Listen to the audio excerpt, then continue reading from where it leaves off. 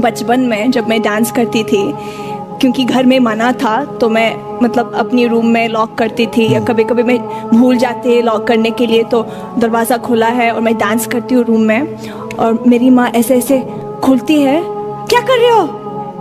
Nothing, कुछ नहीं, बाल कर रही हो, मेकअप कर रही हो। दरवाज़ा बंद करती है। 2 मिनट के बाद नोरा नोरा ऐसे ऐसे कर, क्या कर रही है?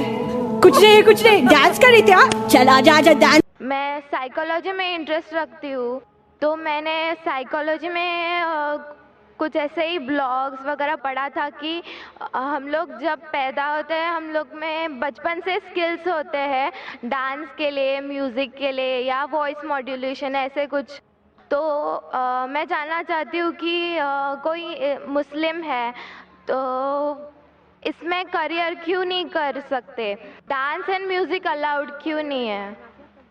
बहन का सवाल है, क्या वो साइकोलॉजी की स्टूडेंट है और वो ये कहती है कि इंसान में कुछ ऐसे जीन जो स्किल्स पैदा होते हैं डांसिंग के या मॉडलिंग के, तो इस्लाम में डांसिंग और मॉडलिंग क्यों हराम है?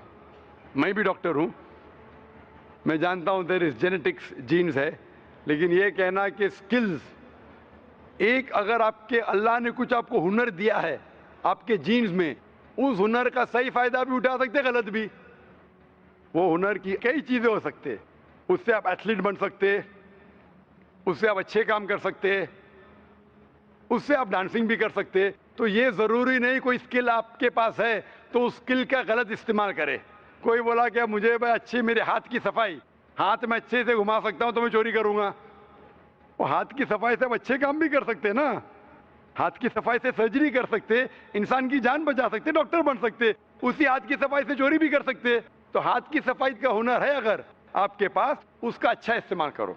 जो आपका मेन सवाल था कि इस्लाम में डांसिंग और मॉडलिंग क्यों हराम है, इस्लाम में वो चीज़ जो आपको कुरान और हदीस से दूर लेके जाती है वो हराम है, क्योंकि इस्लाम में मानते हैं हम, हमारे ख़वातीन, हम औरतों की इज्जत करते हैं और हम नहीं चाहते कि उनकी नुमाइश करें। हम देखते हैं कि वेस्टर्न वर्ल्ड, जब वेस्टर्न वर्ल्ड कहती है in the name of women's liberalisation, the western society in the name of women's liberalisation, actually they are degrading the woman. In the name of women's liberalization, they are degrading her to a status of mistresses, concubines, society butterflies with a hidden behind the colorful screen of art and culture. Western society कहती है कि हम ख़वातीन को बढ़ावा देते हैं, उनकी इज्जत करते हैं। वो उसूलन क्या कर रहे, मीडिया के ज़रिए इन the name of art and culture, art और कल्चर के नाम पे वो क्या कर रहे हैं, वो ख़वातीन को जलील कर रहे हैं। मैं आपको मिसाल देता हूं, आप जो कह रहे हैं मॉडलिंग, मॉडलिंग क्यों करते हैं ऐड के लिए? एक बहुत फेमस ऐड है, जो ऐड है BMW का। आपने सुना होगा BMW के बारे में, जो गाड़ी है जो नौजवान उसे पसंद करते हैं, वो मर्सिडीज के लेवल की है। मर्सिडीज का स्टेटस है, BMW का भी इक्वल स्टेटस है, लेकिन नौजवानों के लिए वो फास्ट गाड़ी है, उसका पिकअप बहुत फास्ट है। उसके अंदर एक ऐड में, एक मशहूर ऐड के बारे में मुझे एक शख्स ने कहा कि BMW की मशहूर ऐड है जिसके आगे एक लड़की खड़ी है बिकनी के साथ, और वो ऐड के आगे लिखा है test drive her now, who the girl of the car. Test drive her now मतलब इसको घुमाओ, किसको? लड़की को क्या गाड़ी को? तो इस ऐड के जरिए ये ऐड हमारी ख़वातीन, हमारी वालदा, हमारी बहन, हमारे बीवियों को बेच रहा है। मैं पूछता हूं, गाड़ियां अक्सर आदमी चलाते, ख़वातीन थोड़ी। फिर भी आदमी को मुतासिर करने के लिए ये मॉडलिंग के जरिए, ये डांसिंग के जरिए ख़वातीन की नुमाइश हो रही है। तो ये western culture in the name of women's liberalisation, वो क्या कर रहे, वो ख़वातीन को जलील कर रहे। इसीलिए इस्लाम में, जैसे कि मैंने कहा मेरे तकरीर में, हम ख़वातीन की इज्जत करते और हिजाब में मानते हैं। इसीलिए हम हमारे ख़वातीन की नुमाइश नहीं करते। इसीलिए ख़वातीन का सारा जिस्म ढका होना चाहिए, صرف چہرہ اور ہاتھ دکھ سکتا ہے. اسی لیے یہ ڈانسنگ اور ماڈلنگ قرآن اور حدیث کے خلاف ہے, اسی لیے اسلام میں خلاف ہے. Hope the answer the question. میں ویٹی میں کام کرتی ہوں, کاؤنٹنگ میں. میرا سوال یہ ہے, مسلم کاسٹ میں نبیوں کو بھیجتے ہیں کہ ہندو مسلم سکھ عیسائی سب ایک ہے, تو پنڈت لوگ کو بھی اللہ تعالیٰ نے بھیجا ہے کہ سب کاسٹ ایک ہی ہے, تو وہ ایک بھی بار ہم لوگوں کو بولتے نہیں ہے کہ سب ایک ہی ہے, وہ صرف اپنا ہی بولتے ہیں, ایسا کیوں؟ بہن نے سوال کیا ہے کہ مسلم مذہب میں کہتے ہیں کہ ہندو مسلم سب ایک ہے, لیکن ہمارے پنڈت ایسا نہیں کہتے, کیوں؟ اگر قرآن پڑھیں گے تو جیسا میں نے کہا کہ مذہب اللہ کے نزدیک ایک ہی ہے, اسلام اور کوئی نہیں. اسلام مطلب امن حاصل کرنا اپنی خواہشیں اللہ کے احکامات کے مطابق.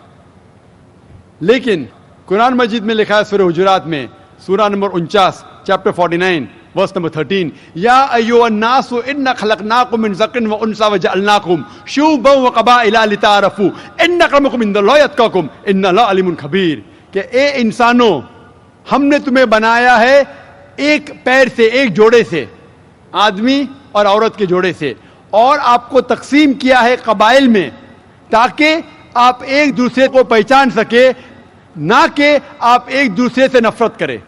اور سب سے بہترین انسان وہ ہے جو تقوی رکھتا ہے. تو سارے مذہب کے لوگ ایک نہیں ہیں, سارے انسان ایک ہے. ایک انسان دوسرے انسان سے اونچا دولت کی وجہ سے نہیں ہے, جنس کی وجہ سے نہیں ہے, عمر کی وجہ سے نہیں ہے, پیسے کی وجہ سے نہیں ہے, لیکن ہے تقوی کی وجہ سے. تقوی مطلب پائٹی, رائچسنس. جس کو اللہ سبحانہ و تعالی کا زیادہ خوف ہے, جو اللہ سے زیادہ قریب ہے, وہ انسان اونچا انسان ہے. نہیں تو سارے انسان یکساں ہے. جہاں تک کہ آپ نے کہا کہ پنڈت لوگ یہ کیوں نہیں کہتے کہ سارے انسان سیم ہیں, کیونکہ جب آپ ہندو مذہب کی کتاب پڑھیں گے, وید اور باقی کتاب, اس میں لکھا ہے کہ خدا نے اپنے سر سے پیدا کیا برہمن کاسٹ کو, اپنے چھاتی سے پیدا کیا شتریہ کلاس کو. برہمن مطلب لرنڈ کاسٹ, ودوان کلاس. شتریہ مطلب وارڈیئر کاسٹ, سولجرز. اور اپنے تھائی سے, اپنے جانگ سے یا اپنے پیٹ سے پیدا کیا ویشیاز, بزنس کلاس. اور اپنے فیٹ سے, پیر سے پیدا کیا شودرا. اور یہ کاسٹ سسٹم جو لکھا ہے آپ دیکھیں گے منوسمرتی میں ہے, وید میں ہے, یہ اس میں مانتا نہیں ہر ہندو. کیوں؟ کیونکہ یہ انسانیت کو تقسیم کرتا ہے. ہمارے اسلام میں سارے انسان, چاہے گورا یا کالا, امیر یا غریب, راجا یا فقیر, اللہ کے نزدیک انسان یکساں ہے. اونچا تب ہوتا ہے جب تقوی زیادہ ہے تو اور اچھا انسان ہے.